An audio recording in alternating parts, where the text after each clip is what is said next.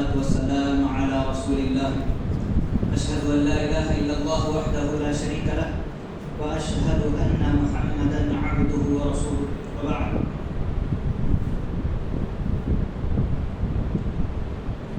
معزز بھائیوں اور پردانشین ماں اور بہنوں، کل ہم لوگ اللہ رب العالمین ہمارے لیے کتنے جانوروں کا، کتنے پرندوں کا اور کتنے سمندری جانوروں کا گوشت اللہ رب العالمین ہمارے لیے حرام قرار دیا ہے، وہ ساری چیزیں ہم جانیں۔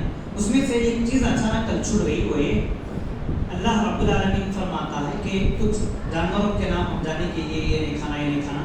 اسی کے ساتھ ساتھ اگر کوئی ایسا جانور، ایسا پرندہ جو فال نکالنے کے لیے، قسمت آزمانے کے لیے، فیوچر تلاش کرنے کے لیے کچھ لوگ پرندوں کو استعمال کرتے ہیں، ایسے پرندوں کا گوشت کھانا، ایسے پرندوں کا ذبیحہ کھانا ہمارے لیے حرام ہے۔ اس کے بعد اللہ رب العالمین اسی آیت میں آگے کہتا ہے فَمَنِ اضْطُرَّ فِي مَخْمَصَةٍ غَيْرَ مُتَجَانِفٍ لِإِثْمٍ۔ سبحان اللہ، دیکھیے اللہ رب العالمین بندوں کا کتنا خیال کرتا ہے۔ آدمی، شریعت اسلام مجھے اور آپ کو اس بات کی اجازت دیتی ہے کہ آدمی اپنی جان، اپنی مال کی حفاظت کے لیے اگر مال کی حفاظت میں یا جان کی حفاظت میں انتقال کر جاتا ہے تو اس کو شہادت کا درجہ دیا جاتا ہے، وہ آدمی شہید ہو گیا ہے۔ دیکھیے اللہ تبارک و تعالیٰ فرماتا ہے کہ جن جانوروں کا گوشت آپ پر حرام ہے، اگر کوئی آپ پر زبردستی کرے، آپ کے پاس دوسرا آپشن نہیں ہے، آپ کے پاس دوسرا آپشن نہیں ہے، اب آپ کو معلوم ہے کہ اگر میں اس جانور کا گوشت میرے اوپر حرام ہے، اگر میں اس کو کھا لوں گا تو پھر میں اگر نہیں کھاؤں گا تو میری جان کا اندیشہ ہے، قتل کرنے کا اندیشہ ہے۔ اب ایسے وقت میں کیا کرنا؟ اللہ رب العالمین اجازت دیتا ہے، اللہ رب العالمین اجازت دیتا ہے کہ آپ کی جان کو بچا لو۔ سبحان اللہ، آپ کی جان کو بچا لو، کوئی مسئلہ نہیں، کچھ حصہ آپ کیونکہ دل میں چاہت نہیں ہے، دل میں ارادہ نہیں ہے، لیکن اللہ تبارک و تعالیٰ کو راضی کرنے کے لیے اگر نہیں کھائیں گے تو ہماری گردن اڑ جائے گی، ہم قتل کر دیے جائیں گے۔ ایسے وقت میں اللہ اجازت دے رہا ہے کہ تم بغیر ڈرے کے، آپ کے دل کے اندر اللہ رب العالمین آپ سے راضی ہے، آپ کو معلوم ہے کہ میں جو کر رہا ہوں حرام ہے، کوئی مسئلہ نہیں، کچھ چکر پھر مزاروں کے دبا کے نہیں کھانا، بس دل میں ارادہ نہیں ہے، کچھ حصہ اگر کھا لیں گے تب بھی اللہ رب العالمین ہم کو اجازت دیتا ہے کہ تو کھا لے، کوئی مسئلہ نہیں، تیری جان کی تو حفاظت کرے۔ دیکھیے ہے کوئی بھی دین ایسی اجازت دیتا ہے، کئی ایسے دین گزرے ہیں، یہودیوں کا ہے، نصاراؤں کا دین ہے، کئی لوگ اپنے اپنے مذاہب کے ماننے والے ہیں، لیکن دین اسلام، مذہب اسلام مجھے اور آپ کو اس بات کی اجازت دیتا ہے کہ تم اپنی جان کی پہلے حفاظت کرو۔ سبحان اللہ، دین اسلام کی خصوصیت ہے، اللہ رب العالمین اتنا بڑا مہربان ہے۔ آئیے اور آگے جاتے ہیں۔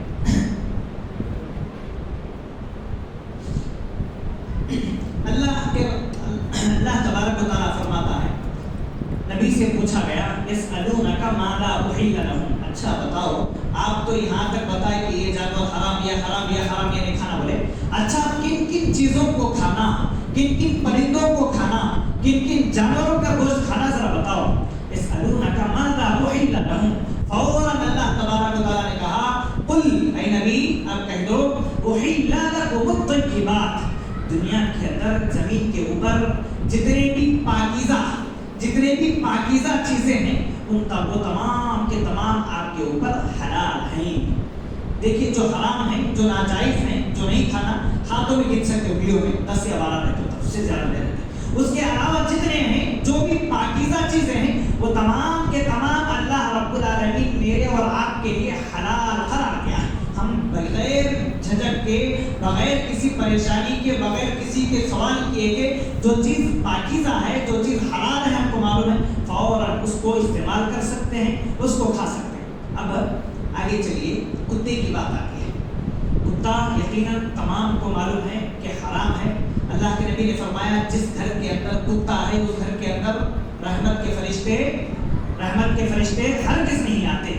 آج اللہ رحم کرنا لوگوں کو، اللہ رحم فرمائے، لوگوں کو انسانوں سے زیادہ، جانوروں سے نہیں، کتوں سے محبت ہوئی ہے۔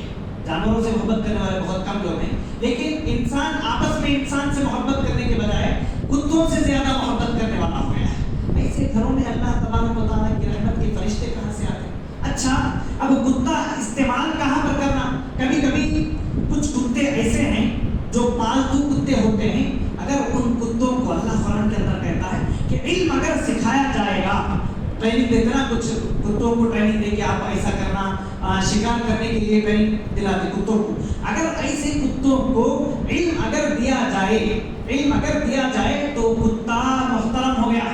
سبحان اللہ، کیا معلوم ہے علم کی اہمیت کتنی بڑی ہے۔ دیکھیے علم کی وجہ سے، سکھانے کی وجہ سے کتے کو وہ کتا محترم ہو گیا۔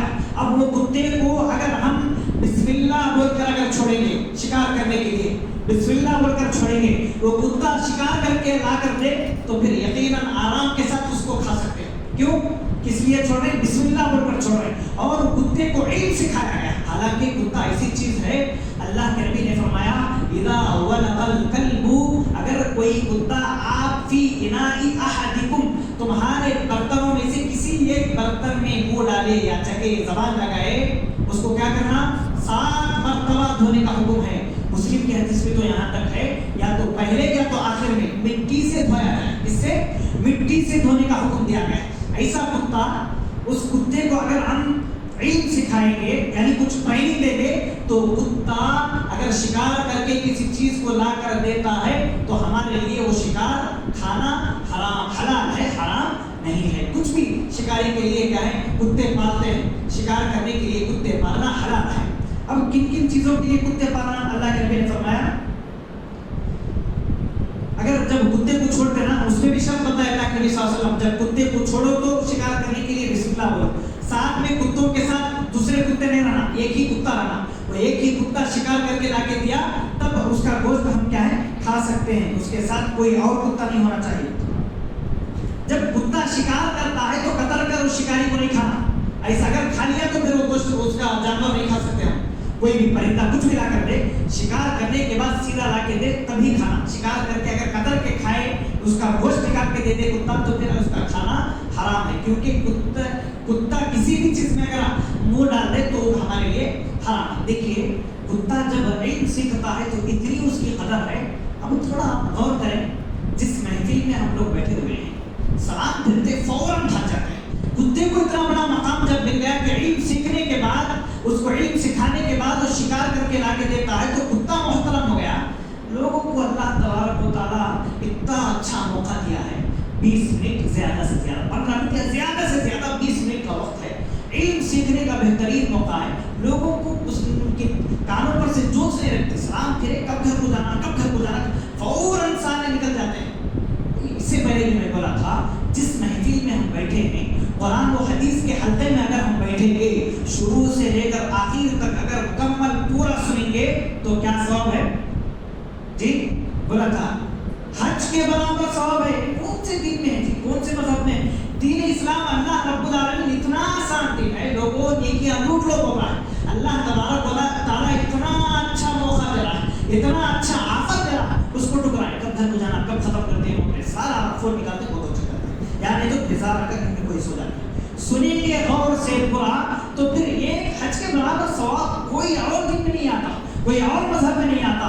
اللہ رب العالمین مجھے اور آپ کو اتنا اچھا موقع دے رہا ہے۔ علم کی وجہ سے انسان کا مرتبہ بڑھ جاتا ہے، علم کی وجہ سے ہر کوئی انسان کو اچھی نگاہوں سے دیکھتا ہے، احترام کرتا ہے اس کا، بھائی اس کو بہت نالج ہے، اس کا دین کے پاس، اس کے اچھے سے بات کرتا ہے جا کے۔ یہ معمولی بات نہیں ہے۔ اسی لیے دیکھیے، کیونکہ مسلمان ہونے کی حیثیت سے جتنے بھی لوگ ہیں، سارے مسلمانوں کو بیسک جو چیزیں ہیں نا دین کی، نماز کا طریقہ، غسل کا طریقہ، فلاں فلاں جنازے کے جو مسائل ہیں چھوٹے موٹے، یہ سارے کے سارے مسائل کا جاننا میرے اور آپ کے لیے بہت ضروری ہے۔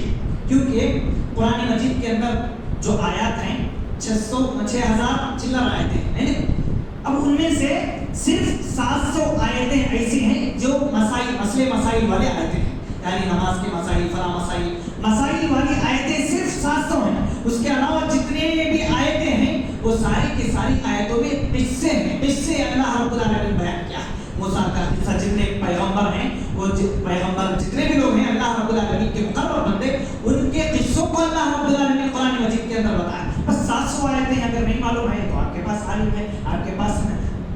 امام کے پاس پوچھیے مجھے سمجھ میں نہیں آیا کیا چیز مسئلہ سمجھا تو سمجھا جائے، بات ختم ہو جائے. تو قرآن مجید کو کسی بھی حالت میں معنی کے ساتھ پڑھنے کی پوری کوشش کریں. قرآن مجید کو معنی کے ساتھ پڑھنے کی کوشش کریں. دیکھیے اتنا علم ملتا بندہ اللہ رب العالمین سے اتنا قریب ہو جاتا، سمجھ میں آ جاتا، اسے عذاب کیا معلوم ہو جاتا، قبر کے عذاب معلوم ہو جاتے، جہنم کا عذاب اللہ رب العالمین کن لوگوں کو دیتا، کن لوگوں کو روکتا. یہ ساری چیزیں جب معلوم ہو گئی تو پھر بندہ رب العالمین سے قریب ہو جاتا. علم سیکھنا چاہیے، علم سیکھنا. جو بھی چیز معلوم ہے، کہیں درس ہو رہا ہے، قرآن اور حدیث کی باتیں ہو رہی ہیں، اللہ اور نبی صلی اللہ علیہ وسلم کی باتیں ہو رہی ہیں، فوراً بیٹھ جانا، بیزارش نہیں ہونا. جو جتنا معلوم کرنا ہوتا اتنا معلوم کرنے کی پوری کوشش کرنا. تب جا کر اللہ رب العالمین کی رحمت کے فرشتے دعا کرتے ہیں. ساری چیزیں بولنے کی ضرورت نہیں ہے، ساری چیزیں مجھے اور آپ کو معلوم ہے. تو ان چیزوں کو معمولی نہیں سمجھنا. ان چیزوں پر اللہ رب العالمین کا ہم پر بڑا فضل ہے کہ اللہ رب العالمین صحت و تندرستی کے ساتھ صحیح سلامت رکھا ہے. کئی دنیا کے اندر ایسے لوگ ہیں جو بیڑوں پر پڑے ہوئے ہیں، بیمار ہیں، ایسے وقت میں علم سیکھنا چاہتے ہیں، کچھ دینی معلومات معلوم کرنا چاہتے ہیں، لیکن ہاتھ پہ اٹھ نہیں پا رہے ہیں، پلنگ سے اٹھ نہیں آ رہے ہیں، باہر نہیں آ سکتے، زیادہ چل نہیں سکتے. ایسے لوگ نیچے اپنے بیڈ پر بیٹھ کر، پلنگ پر بیٹھ کر بہت افسوس کرتے ہیں، کاش میں جوانی میں سیکھ لیتا تو کتنا اچھا ہوتا. جوانی چلی گئی، پھر دوبارہ لیت الشباب یعود، پھر دوبارہ ایک بار جوانی چلی جائے گی تو دوبارہ نہیں آتی. سب کو معلوم ہے، بولنے کی ضرورت نہیں ہے. تو اللہ رب العالمین جو موقع دیا ہے، سلام کرتے فوراً بھاگنے کی کوشش کریں. 15 منٹ بیٹھیں، کچھ معلومات حاصل کرنے کی کوشش کریں. مکمل بیٹھیں گے تو اللہ رب العالمین گناہ بھی معاف فرماتا ہے. دعا پڑھ کے اٹھتے نا، سبحانک اللہم و بحمدک، یہ دعا پڑھ کے اٹھے تو اللہ رب العالمین ہمارے گناہ معاف فرماتا ہے. اب اگر اللہ چاہے تو کبیرہ گناہ بھی معاف کر سکتا ہے، بڑے سے بڑے گناہ بھی اللہ رب العالمین معاف کر سکتا ہے. یہاں تک بات ہوئی. آگے کی آیتوں کی تفسیر ہم کل کریں گے. آج کا جو دن ہے وہ دن ہم لوگ جمعہ کے اندر داخل ہو گئے. اس میں بھی رمضان کا مہینہ الگ سے ہے. سبحان اللہ، رمضان کا بھی مہینہ ہے اور جمعہ کے دن کے اندر ہم لوگ داخل ہو گئے. یہ جمعہ کا جو دن ہے اللہ رب العالمین پہلے یہودیوں کو دیا تھا. کس کو؟ یہودیوں کو دیا تھا، تحفے کے طور پر، عید کے دن کے طور پر اللہ رب العالمین نے ان کو دیا تھا. وہ قوم کہاں سے سدھرتی؟ ہرگز نہیں سدھرتے. وہ قوم کے لوگ اس دن کو جمعہ کے دن کی اس کی قدر نہیں کرے، چھوڑ دیے، اس کی اہمیت کو نہیں جانے. تو بعد میں اللہ تبارک و تعالیٰ نصارہ کو دیا. کس کو نصارہ بولے؟ تو جو حضرت عیسیٰ علیہ السلام کو مانتے ان لوگوں کو دیا. وہ لوگ بھی اس کی خبرداری نہیں کر لی. آخر کار اللہ رب العالمین عید کے دن کے طور پر امت محمدیہ کے لیے، میرے اور آپ کے لیے اس دن کو اللہ رب العالمین نے عید کا دن قرار دیا. سبحان اللہ. عید کا دن کوئی نہیں مانتا. اس جمعہ 12:30 کو نام سزا ہوتی جب پانی نہانے کے لیے حماموں میں جاتے ہیں. بھائیو، جمعہ کے آداب میں سے سب سے پہلا ادب جو ہے وہ یہ کہ آپ جیسے ہی جمعہ کے دن کے اندر داخل ہوتے ہو فوراً سورۃ الکہف کو پڑھنے کی کوشش کرو. پڑھنے کی کوشش نہیں، پڑھو. کیوں پڑھے تو کیا ہوتا؟ بولنے کی ضرورت نہیں، سب کو معلوم ہے. اللہ رب العالمین جو اس کا عذاب ہے اس سے بچاتا. سب سے بڑی چیز، آدمی دجال کے فتنے سے بچتا ہے. دجال کے فتنے سے بچتا ہے. دجال کا فتنہ معمولی فتنہ نہیں. جو پیغمبر حضرت آدم علیہ السلام سے لے کر ہر جناب محمد رسول اللہ صلی اللہ علیہ وسلم تک جتنے انبیاء آئے وہ سارے کے سارے انبیاء لوگوں کو دجال کے فتنے سے ڈرا کر گئے. اب سمجھو، صرف محمد صلی اللہ علیہ وسلم ڈرا کرنے گئے، آدم سے لے کر محمد تک جتنے انبیاء آئے، جتنے پیغمبر آئے، 1,24,000 میں 20,000 پیغمبر آئے، وہ سارے کے سارے پیغمبر، وہ سارے کے سارے انبیاء، وہ سارے کے سارے نبی اور رسول دجال کے فتنے سے ڈرا کر گئے. اب وہ دجال کے فتنے سے بچنا ہے کہ نہیں بچنا ہے؟ اگر بچنا ہے تو سورۃ الکہف کو پڑھنا ہے. کب؟ جمعہ کی نماز کے بعد نہیں، جمعہ کی نماز سے پہلے پورا مکمل کرنے کی کوشش کریں. کبھی کبھی اگر مجبوری کی صورت میں، اگر بہت زیادہ کام ہو گیا یا سفر میں ہیں تو ایسے وقت میں جمعہ کے بعد ہم کو اجازت ہے.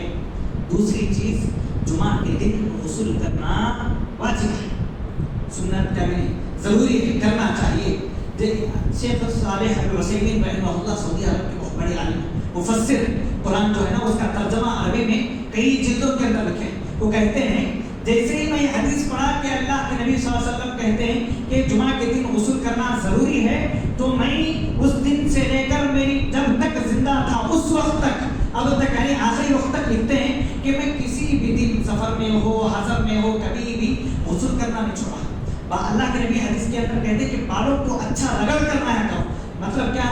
جیسا آدمی جنابت کا جو غسل کرتا نا غسل ویسا غسل جمعہ کے دن کرنا ضروری ہے. کر کے آئیں کیا ہے آرام سے بیٹھ کر شاپ میں آرام سے آنا نہیں غسل کریں. یہاں تک کہ اللہ کے نبی صلی اللہ علیہ وسلم کہتے ہیں کہ عطر لگائیں ضرور. اگر آپ کے پاس آپ کا عطر نہیں ہے آپ کی خوشبو نہیں ہے تو آپ کی بیوی کا عطر لگائیں. اللہ کے نبی کہتے ہیں کہ آپ کی بیوی کا عطر لے کر آپ لگائیں.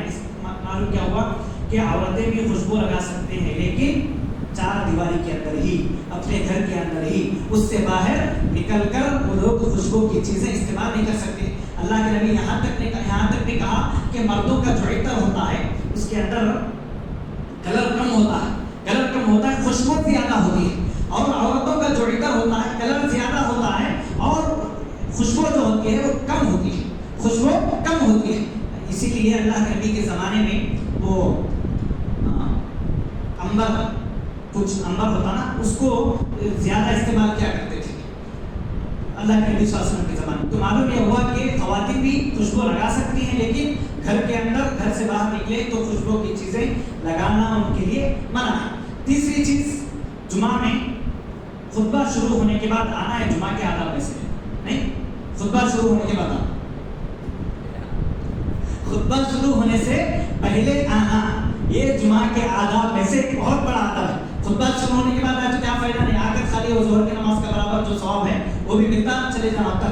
فرشتوں کی نگاہ میں نہیں آتے. سب کو معلوم ہے فرشتوں کی نگاہ میں آنا چاہ رہے ہیں. فرشتے اگر مجھے میرا اور آپ کا نام ان کے لسٹ میں ان کے دفتر میں اگر ہم لکھانا چاہ رہے ہیں تو خطبہ شروع ہونے سے پہلے آئیں. خطبہ شروع ہونے سے پہلے آئیں گے. دیکھیے خطبہ سننے کا موقع بھی ملے گا اور کیا ہے بیان سننے کا علم سیکھنے کا موقع ملے گا.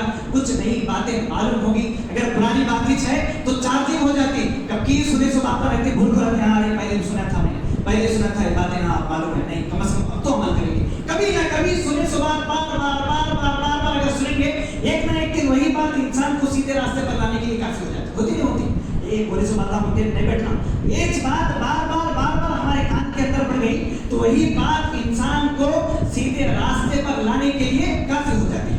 اس کے بعد ایک بات سب کو معلوم ہے نارمل دنوں میں جمعہ کے دن کی جو گھڑی ہوتی ہے عصر کے بعد کی گھڑی وہاں پر اللہ رب العالمین گناہ بندے کی دعا کو قبول کرتا ہے نہیں سب کو معلوم ہے. اس میں کل رمضان کا بھی مہینہ ہے اور جمعہ کا دن بھی ہے. رمضان میں اللہ رب العالمین افطاری کے وقت اپنے بندوں کو جہنم سے آزاد کرتا ہے بندوں کے گناہوں کو معاف کرتا ہے. تو جمعہ کا بھی دن ہے روزے میں بھی ہیں ہم لوگ. کتنی بڑی گھڑی ہے بہت مبارک اور بڑا سعادتوں والا دن ہے. اسی لیے میں تو کہتا ہوں کہ عصر کے بعد بیٹھ جائیں مغرب تک جو افطاری کا جو سامان ہے گھر میں پہلے لا کر دیتے عصر کے بعد بیٹھ جائیں. زیادہ سے زیادہ ڈیڑھ گھنٹہ بستا ہے ڈیڑھ یا پونے 2 گھنٹے سے ہوتی ہے.